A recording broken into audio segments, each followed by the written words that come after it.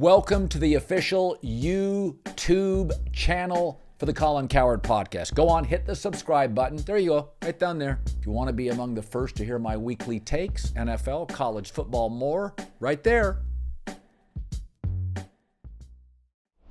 So when Sirianni got the job, I have 6 GMs on my phone, a couple scouting directors. And we talk all the time. And I called various people. And I didn't really actually want to call Chris Ballard because I didn't want to put Chris in a bad spot. So he wasn't one of the ones I called because Ballard, he came from Indianapolis. Okay. So it's like For instance, I can text Brett Veach and ask him a quarterback question because I know he's not drafting one.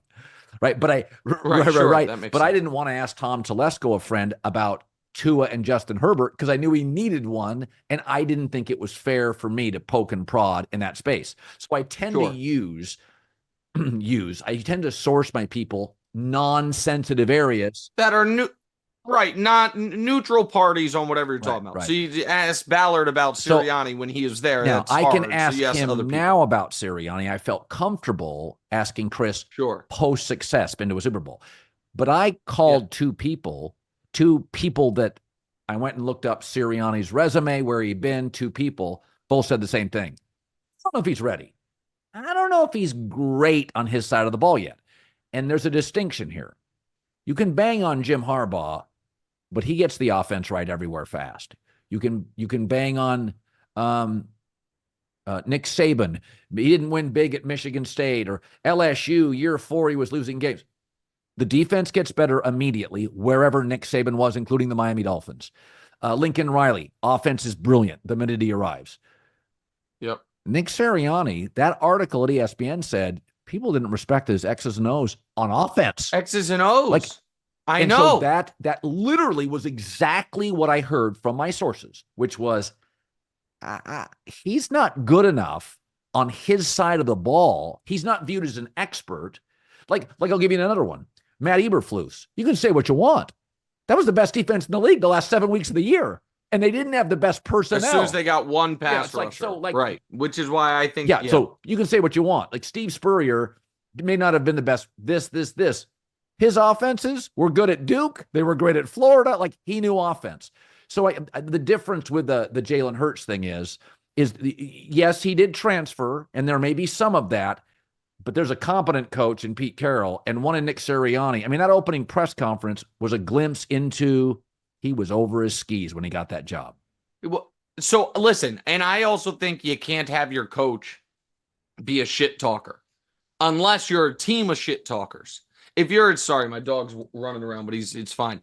If everyone on your team is, taunting and whatever, and that's the motif you want to have, and especially if your coach is maybe a former player, then maybe you can get away with it. But what you can't have is a totally buttoned up team led by a quarterback who is like the best press conference in the league, and then a coach screaming at fans and taunting. You can't have that. That part I totally agree with. My concern is on the flip side, which is, man, we've seen Jalen Hurts play big-time football for 7 years. There's only been one he looked like an NFL franchise quarterback. Is it never in college? At no point with Philly, except for the Super Bowl year, and he was brilliant that year, and he was amazing in the Super Bowl. I just don't know. I think that what happened to Peterson and Wentz absolutely could happen to Sirianni and Hurts. Hey, football fans. If you're looking to dominate your fantasy league next year, then we've got the channel for you. From the NFL Draft through training camp in Week 1 to Super Bowl Sunday, Fantasy Pros is the home of football content you cannot afford to miss. Subscribe today, and your team will be in championship form in no time. Which is that they're both gone within 3 years of the Super Bowl. I think that's on the board. No, I think it is. And what also concerns you, it used to be this rule, don't draft a Jeff Tedford quarterback in the NFL because all of his college quarterbacks look amazing, right? Right? Yes. And so he literally... The Alabama... So the other thing with Hurts is Shane Steichen. So the pre-Steichen calling the plays, not good. Post-Steichen leaves the building, not good. The 20 games. And Steichen almost got Gardner Minshew to the damn playoffs No, last I mean, year. that's why when the Raiders go and get Gardner Minshew, I said this the other day on the air, you're not getting the Indianapolis Gardner Minshew. That's not what you're getting. And by the way, Shane Steichen, the best Justin Herbert ever was the first year with Shane Steichen. He was. Oh, I didn't even remember that he was there. Yeah, I mean, that is... He literally set rookie records. 100%. Anthony Richardson, is he good? Well, he's got Shane Steichen. He'll be good. So yeah, I mean, that's why, man, I think the Colts could be... Listen, Anthony Richardson has barely played more pro football than Jaden Daniels. You know what I mean? I mean, it's like 60 snaps. Right. I understand that. But, man, what I saw was impressive. And coming out of Florida, I thought the book on him from the people that watched more Florida than me was, all right, amazing physical gifts, but, 2 years away from being an NFL-ready quarterback. Then I saw him play, and I'm like, seemed pretty fucking ready to me. Like, he got hurt a lot, but, I mean, it didn't seem like the game was too fast for him, any of it.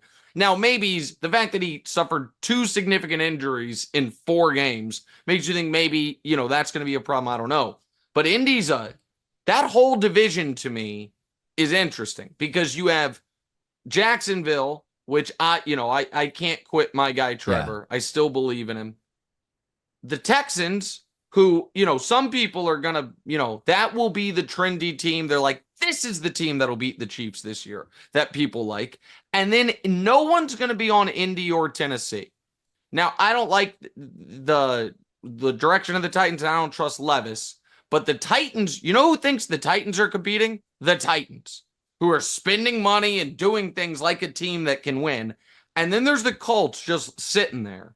Like, hey, guys, we were a completion away from being in the playoffs last year. They were playing in week 18 on Sunday Night Football for the playoffs.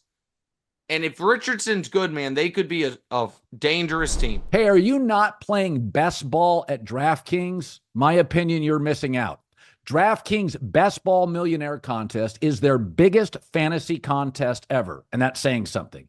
They're taking $15 million and putting it into the prize pool. $15 million. 2 millionaires, not one, 2, will be crowned each week. Still not convinced? Check this out. DraftKings offering everybody a draft one, get one special. Your $20 entry fee, and that's all it costs to get involved, $20. This is really nice. Gives you a bonus ticket. Get in on the best ball action. Download the DraftKings app. Takes 90 seconds. Use the code Colin, COLIN. All customers who enter the NFL Best Ball $15 million millionaire contest get a bonus ticket and get a shot at being crowned one of 2 millionaires. Only on DraftKings.